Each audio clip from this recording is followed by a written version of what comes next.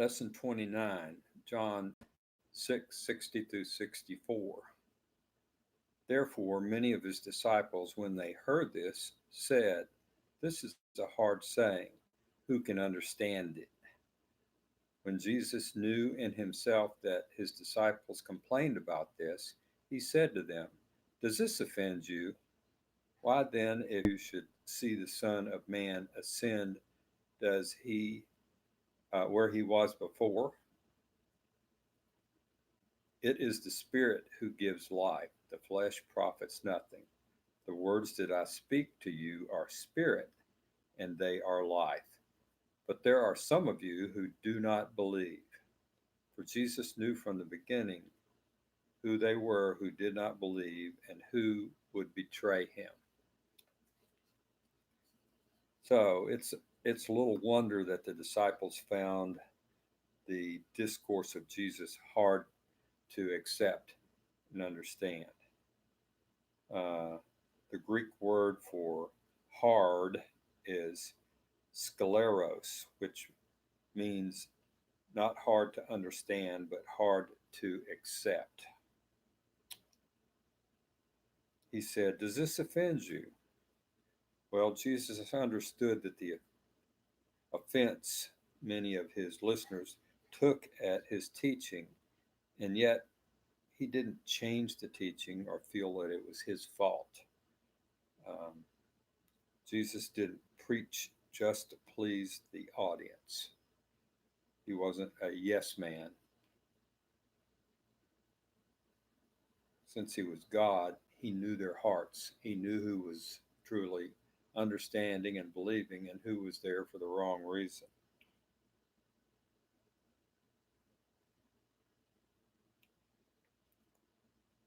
Jesus didn't take it back. He challenged and confronted them even more. The events of this chapter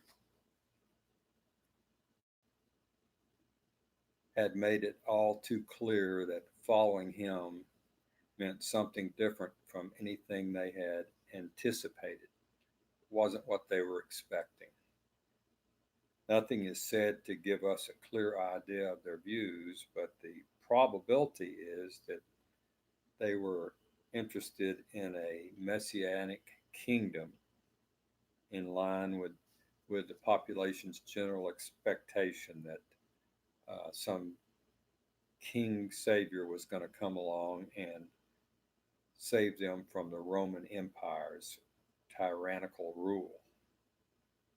It said also, "What then if you should see the Son of Man ascend where he was before?"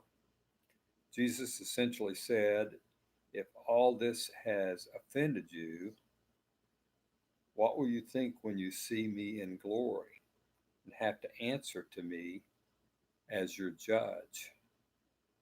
Better to be offended now and get it over with than to be offended on the day of judgment. It also said there, it is the Spirit who gives life, the flesh profits nothing. This could well be the theme statement for this whole discourse of Jesus. He continually called them and us to put heart and focus on spiritual realities, not material things. Said Jesus knew from the beginning who they were who did not believe. Because Jesus is God, as I said earlier, he had the divine prerogative to know the heart of men. Yet it's entirely possible that Jesus knew this simply as a man in his flesh part of him.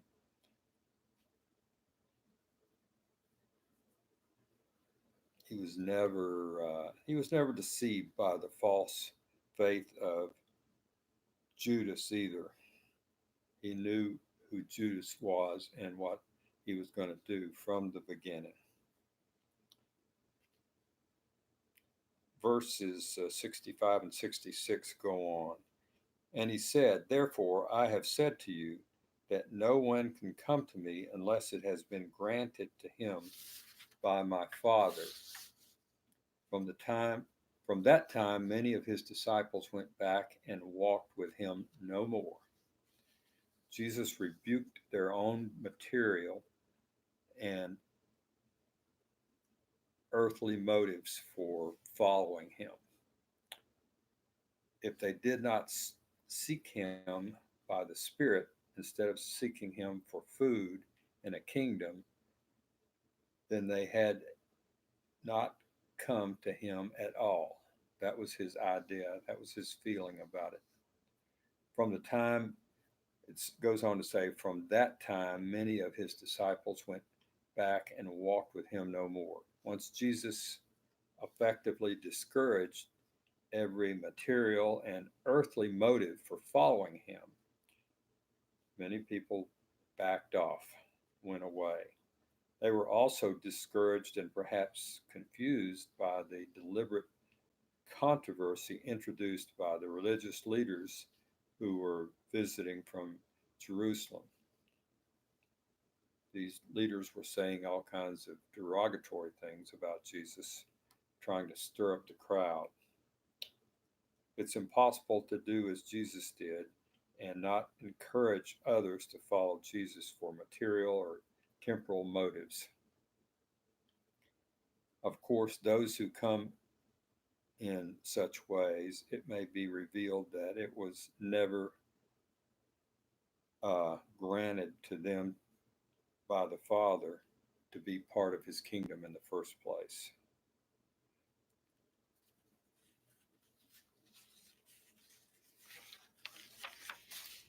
I better stop here.